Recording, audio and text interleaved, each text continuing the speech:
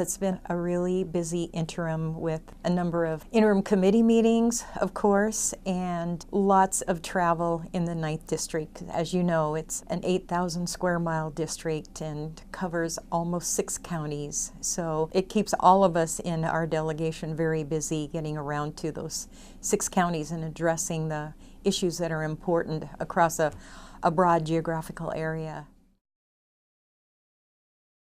The governor's budget calls for some big tax hikes. I'm concerned about that, especially because new taxes will have an adverse effect, certainly on the 9th District, but I think it'll have an adverse effect on our economy. We need to remember that we've got $3 billion more coming in this biennium than we did last. And you know, when I talk to people in the 9th District, they're saying, wow, I'd love to have, it's about an 8% increase. I'd love to have an 8% increase in my salary. I think I could work within those means, and I believe we owe that to our constituents. We owe that to the citizens of Washington to live within our means, because we're going to be able to meet the McCleary decision, those things that we're required to fund by the Supreme Court, and do that within the revenue and all the additional revenue we're going to have over this next biennium. You know, I serve on 2 really busy, hectic committees, the Education Committee and the Appropriations Committee. So certainly those committees are high priority. But to me, the economy and creating an environment for jobs and new careers for people, making sure that, you know, that what they say, first do no harm. I mean, really, how many more laws do we really need? Let's get in and get a budget passed. We know we have 105 days. We basically know what the revenue is going to be. We have a great state economist who provides that information to us. So I believe we can get done in 105 days. So that is my priority, to get in, get the people's work done, and get out of Olympia on time.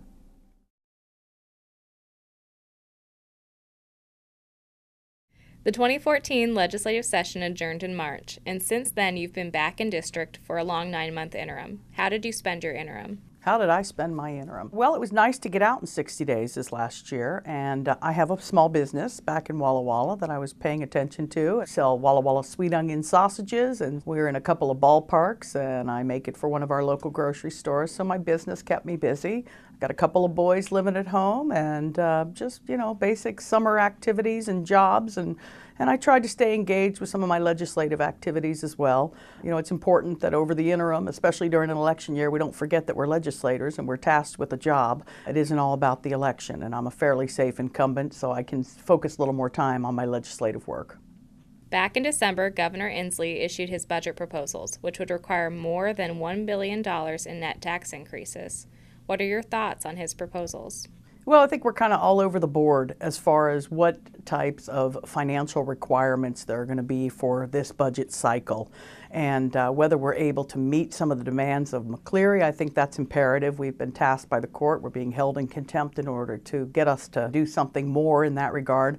Although that being said, I think we were on track to meet those obligations of McCleary by 2018. But the court disagreed with us, so we're definitely going to do our due diligence to try to meet or at least satisfy the court. I don't think anybody wants to shortchange education, but I do think that there is a little bit of a separation of powers issue where maybe the court overstepped a little bit in telling the legislature how to do their job.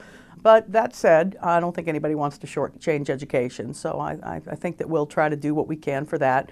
Governor Inslee's got some other very creative ideas as far as climate change and some other things. He's on the same page with me about early learning. I think when we talk about investing government resources, maybe a good place to invest those is trying to help empower families to raise their own children and get their kids ready for school. I think we will alleviate a lot of problems that come along in the future as a result of dysfunction in families, and I think if the government can help with resources for young parents to help them be better parents, I think we will all gain a huge benefit from that. What are your priorities for this 105-day legislative session? Number one, to get out in 105 days. I think we all know what we need to do, and we just have to kind of collaborate and do it. The majorities are very close. We've got apparently 74 Democrats in the legislature and 73 Republicans. So that sort of forces cooperation. And frankly, I think we do a pretty good job on the state level anyway, cooperating with one another. It doesn't really matter if you're a DR&R around here. If you got a good idea, people are inclined to support it. Everything requires bipartisan support now because of those numbers. And so, my hope and expectation is that we know what we need to do. We've set those goals, and I think that we're going to try to achieve those in 105 days. Early learning, I'm going to continue to push for that, just for the reasons I mentioned in my last statement, how important I think that is, and that's a great time for government resources to be applied. And so, I'm anxious to get moving with this session and see some good legislation come out. Not too much legislation. I think we got lots of legislation on the books, so I'm hopeful that we can do things that will again help empower families instead of enable them, and again, just get out of here on time. I think that's a worthy goal. I'm Representative Maureen Walsh, and I always appreciate hearing from you and welcome your ideas, comments, and feedback. If I can ever be of assistance to you in any way, please let me know by calling, writing, or sending me an email. I also encourage you to sign up for my email updates from my website, which is on your screen. Thanks for taking the time to listen today. It is an honor to be your state representative.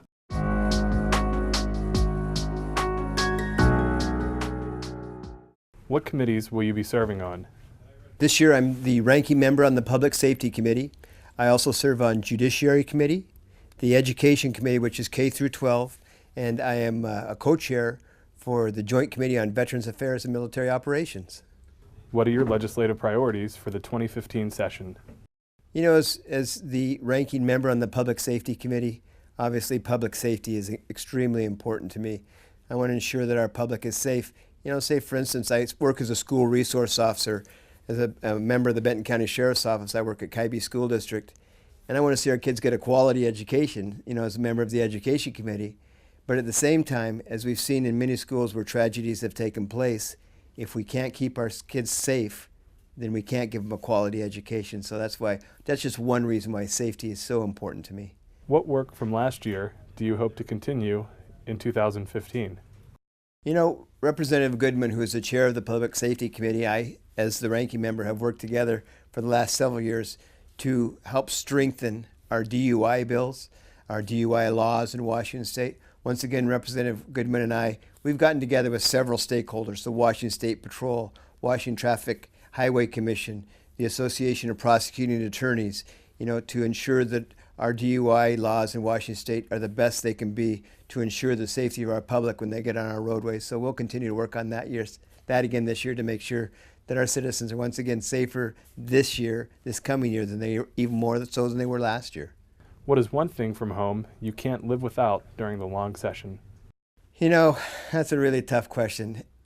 One thing I have to live without, that we all have to live without, is our families. It was very nice yesterday. We were all sworn in, and I can't remember if it was the Speaker of the House or the House Minority Leader who thanked our families, who give up so much when we're gone.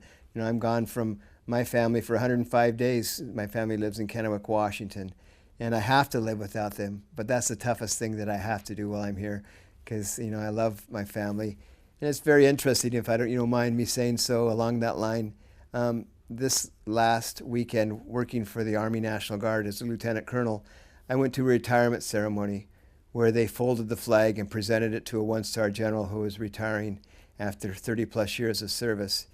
And I thought about that, and the multiple deployments I've had around this world with the Army.